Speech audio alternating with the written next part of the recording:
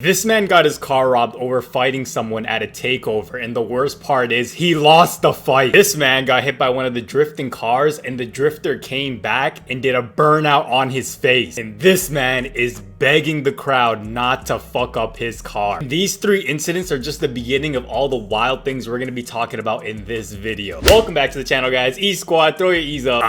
Car takeovers, the perfect place to show off your first car. The place where brain cells come to die. Because what's more fun than drifting in an empty parking lot while being high off drugs? I don't know about you guys, but that sounds like the American dream. Now, I'm not bashing real legitimate car meets, you know, the ones where people come, meet up, show off their cars in a civil manner. I'm getting at the degenerate ones that I see on Instagram Reels daily catching concussions. Because there's a difference between a car meet and a car takeover. You know, car meets actually have a rich history, and I mean that in a literal sense. One of the earliest car meets was held at London in the year 1900. There was a club called Concours d'Elegance. I don't even have to translate that to you guys. You can already tell by the name that shit sounds fancy as fuck. It was a time where wealthy upper class individuals would show up and parade their cars through London, which would be followed by a legit award ceremony. Now, till this day, there are plenty of legitimate car meetups you can go to collaborate with people, see new cars, and you don't have to be a rich snobby cunt to do it. Then there are car takeovers that originated in the 1980s down in Oakland, California. This article from Which Car says there were no burnouts or donuts back then, just the youth of the primarily black and Latino communities cruising and showing off their cars by Oakland's Foothill Square Carnival. Eventually, police got involved and pushed them out of the public eye and made them go to abandoned streets. And this is where they started just turning into street parties. Like, I'm talking about shit you see in Fast and Furious. Now, I get it. Automobiles are cool. You know, nothing gets my blood boiling more than a piece of machinery that can go from point A to point B. Oh, just talking about it's getting me excited. You know, one of my favorite things to do with my beat up Mazda is to go to neighborhoods at 3 a.m., drive through a 40 zone going 140 miles per hour, and just revving up my engine so the whole neighborhood can hear it. I'm telling y'all, man, it makes you feel like your piece of shit life matters. Am I right, my fellow automobile brothers? You know, the love for cars all starts at an early age. You start playing with Hot Wheels, you watch the movie Cars, and then all of a sudden, your cousin takes you to your first ever F1 race. You're having a great time watching all the cars race, but then you overhear the two divorced fathers in the back talking about an engine. So you get excited, you go home, you open up your Nintendo 3DS, you go on the browser app, and you start to research about your first ever engine. Now, this is the stage where car connoisseurs start to get a little cocky. They enter high school, they enter their first ever auto class, and they start to truly get the understanding of what a car is like. Next thing you know, they won't stop bitching about how little you know about cars. Oh, you own a BMW? Nice. What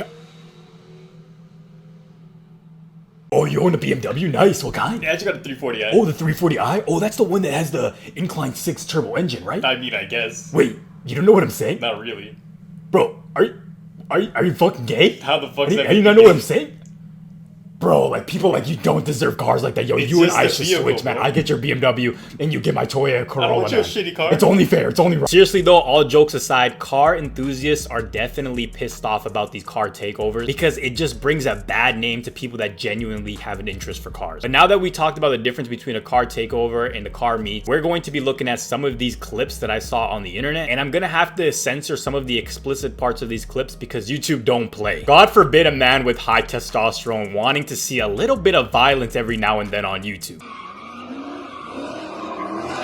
Pause it right here. Who the fuck brought a dog to a takeover? You see, this dog gets cracked by the swerving car and you won't guess what the dog owner does next. He proceeds to get closer to the car while bringing the injured dog, and you won't believe what happens after that. The motherfucker swerves back and hits both of them. This driver has a UAV just off you and your actions alone. You know, the only explanations that I can think of why this dumbass brought his dog to the takeover is the first one being he thought he looked tough. Motherfucker, you don't look like Franklin from GTA. Instead, you look like this guy. Now, the other explanation that I can think of is that this motherfucker is so ugly that he brought the animal there with him to pick up some hoes. I know I sound absurd right now, guys, but hold up, let me land. So you bring an animal to divert the girl's eyes from your ugly face to the animal. It works like a charm. Trust me, guys, I do this all the time with my goldfish. Now, this is a smart method, but it's used in the wrong environment. It's like a wingman, you know, that hypes you up saying like, yo, bro, I appreciate you for letting me use your Lambo and shit, but like, you guys are at a retirement home. It's like,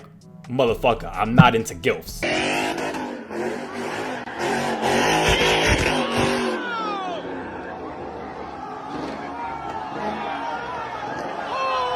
Now, I could show you guys plenty of clips of people getting stripped at these car takeovers by the cars themselves. It's a canon event. Like, as if getting hit by a car didn't make you look goofy enough in front of everyone, just to sprinkle it on top, you got your full ass and balls out. Look at these two comments. I need you guys to realize nobody gives a shit if you get hit by one of these drifting cars. If anything, the people are thriving for it. They yearn for it. When it happens, it's like breaking glass at a Jewish wedding. Everyone's just going crazy and have their phones out. Yeah, your eyes aren't deceiving you. This is a car takeover. Hey, they got gloves though, so I respect that. And hey, George wasn't lying when he said that this is the prime example of dopamine maxing. How about we take the POV of one of these drivers and look inside and see what the experience is like doing the donuts themselves.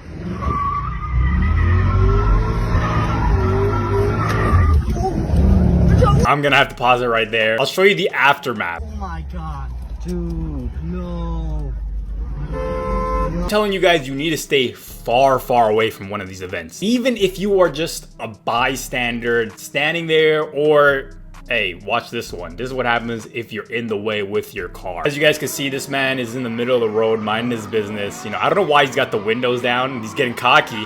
They throw a firework in his car. Guys, end of the day, I can keep going on and on and on and show you broken arms, broken heels, bloody faces. But I'm just trying to say that these things are dumb as shit. And I think we need to find a way, like if this just reaches out to anybody that attends these, man, do yourself a favor. Stay your ass home or go play a sport. Motherfucker, go like Forex trade or something. I'd rather you do that than this, bro. But before I leave you guys, allow me to introduce to you Middle Eastern car takeovers.